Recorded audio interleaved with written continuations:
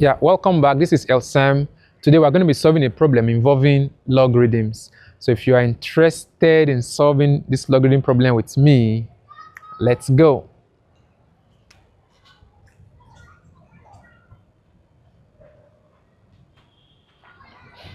Now, the bases are not the same. So what do we do? Okay, now there's a law that says if you have log a base b, it can be written as 1 over log b base a. So this is one law of logarithm. But it's even easy because if you make both of them to a new base a, up and down, you get this. So it's a law of logarithm. In our logarithm series, you will explain all the laws and you'll be fine with that. So if we apply that here, let's make both to base x. So this will give us 3 log 4 base x plus 2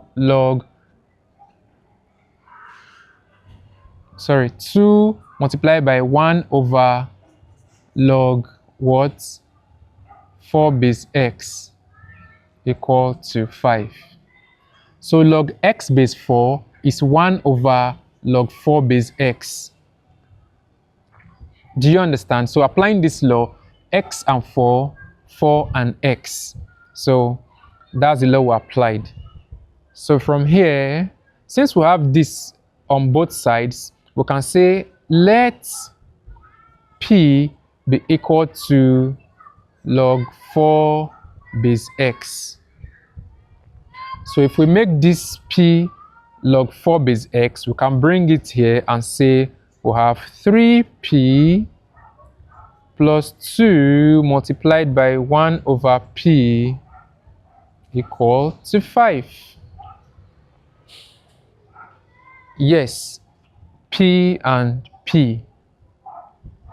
Okay, so we can say 3p over 1, or better still,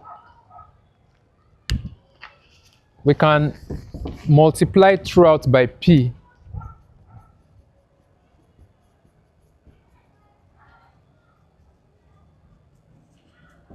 We can multiply throughout by p. So p multiplied by 3p plus p multiplied by, you have 2 times 1 over p equals to p multiplied by 5. So p multiplied by 3p, p multiplied by 2 over p equals to p multiplied by 5. So let's come up here. So we'll have 3p squared, that's 3p and p squared. So this p cancels this p.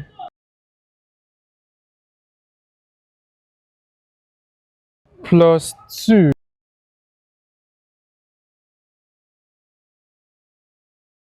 equal to 5p.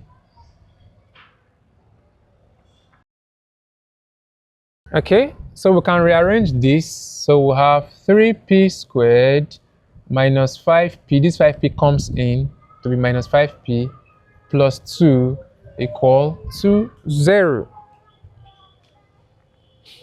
So let's factorize this. Let's factorize. So our a, okay, comparing it, we have ax squared plus bx plus c equals 0.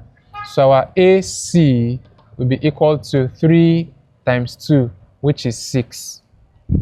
So we're going to look for 2 numbers that we can multiply to give 6, and we can add to give minus 5.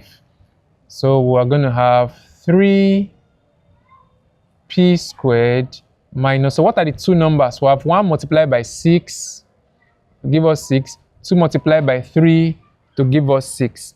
Now, what will give us negative 5 is negative 2 and negative 3. So bringing them in here, so negative 5p will give us negative 2p minus negative 3p. Now plus 2 equal to 0. So we can group quickly. P is common here, so we'll have 3p minus 2. What's common here? 1. Only 1 is common, and I'll have 3p. This negative now affects this to give us negative 2 equal to 0. So we're using factorization method. Now we have 3p minus 2 common to both sides, so let's factorize. 3p minus 2, what's left is p and minus 1 equal to 0. So now if you have a product equal to 0, it is either the first, which is 3p minus 2, is equal to 0, or the second, p minus 1, is equal to 0. Okay, so from here, 3p is equal to positive 2, or p is equal to 1. So we can divide both sides by 3 so that p is equal to 2 over 3, or p equal to 1. Interesting. So if you have not subscribed to our channel, please subscribe now to keep getting interesting solutions to mathematical problems. Now this is p, but our original equation has x. But remember that we made p log 4 base x. So now let's apply that. So there are two cases of p. So let's pick this first case. So when p equal to 2 over 3, it means that log 4 base x will be equal to 2 over 3. Okay? So from here, remember the law of log that says if you have log a base b equal to m, then a, the number or the argument of the log, will be equal to the base raised to power m. So if you remember this law, that's what we're going to apply here. So it means that 4 will be equal to x raised to power 2 over 3. So what can we do from here? I will make both to a power of 3 over 2. So I will say 4 raised to power 3 over 2, that's equals to x 2 over 3 to power 3 over 2. Because 2 over 3 and 3 over 2 can cancel out conveniently. So 2 here 1, 2 here 1, 3 here 1, 3 here 1. So our x equals to 4 raised to power 3 over 2, which is equal to what? The square root of 4 raised to power 3. And that gives us what? The square root of 4 is 2 raised to power 3, which is equal to 8.